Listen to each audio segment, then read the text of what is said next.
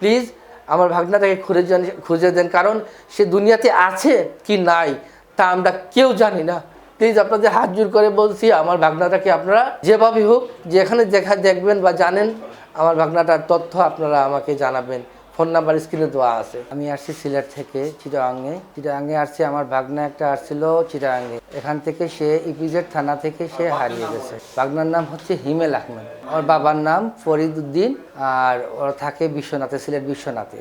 তো সেখান থেকে আসার পরে সে কয়েকদিন আমাদের সাথে যোগাযোগ ছিল। পরে হঠাৎ করে গত বোনের বিয়ের 5 দিন আগে ফোন করা হয়েছে যে তুমি বাসায় চলে আসো, কিন্তু সে বলছে যে আমি আসবো বিয়ের 2 দিন আগে, পরের দিন আমি চলে আসবো চিটাগাঙে। তো এখন বোন 2 দিন আগে ফোন করছে যে ভাইয়া কবে আসবেন। এইটা ফোন করার সাথে সাথে রিং 2বার 3বার কল গেছে। এখন কল যাওয়ার পরে কলটা সুইচ অফ হয়েছে। অন নেটওয়ার্কগুলো দিয়ে আমরা যোগাযোগের মাধ্যম যেগুলো করতাম, যেগুলো ফেসবুকের, হোয়াটসঅ্যাপের, সম্পূর্ণ সব কিছু বন্ধ হয়ে গেছে। এখন আমরা কোনো দিকেই ওকে ফোন করে পাচ্ছি না। আমরা চিন্তা করতাম যে পরে ফোন করবে। এখন 10 দিন 14 দিন হয়ে গেছে, 15 দিন হয়ে গেছে, ওর কোনো খবর পাচ্ছি না। আমরা সবাই খুব চিন্তিত আছি যে কই গেছে। কিন্তু আমরা শুধু এতটুকু জানি যে সে ইপিজেড থানা থেকে হারছে। সে কিন্তু ইপিজেড থানায় থাকতো, আমরা জানতাম। কই থাকতো তার সঠিক অ্যাড্রেস আমাদের জানা নেই। আমি আসছিলাম ইপিজেড থানায় ওর খবর না পেয়ে।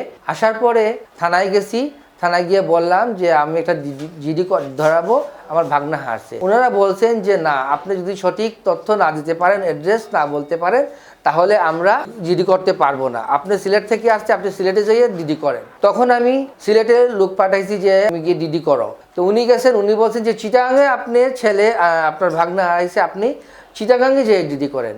এমন এক সমস্যার মধ্যে পড়ছি, কোনো জায়গা থেকে, কোনো থানা থেকে আমাদের ডিডি নেওয়া হচ্ছে না, কারণ ওর ঠিকানা আমরা জানি না।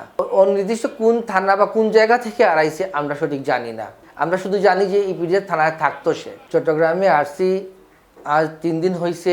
অনেক খোঁজাখুঁজি করছি, আমি চিটাগাঙে কোনো কিছুই চিনি না। কোথায় যাব, কার কাছে জিজ্ঞেস করব, থানা থেকে বারণের পরে কিচ্ছু আমি চিনি না। 3 দিন ধরে আমি ঘোরাঘুরি করতেছি। তখন আমার কিছু লোক, পরিচিত লোক আমাকে পরিচিত হয়েছিলাম এখানে এসে। ওরা বলল যে C+ যান, ওইখানে গেলে আপনারা সন্ধান পাবেন নিশ্চয়ই। তো এখন আমি কিছু না পেয়ে আমি C+ আসছি এইখানে চ্যানেলে এসে। ওনাদেরকে বললাম, ওনারা যে আপনারা যতটুকু পারেন আমাদের সহযোগিতা করেন।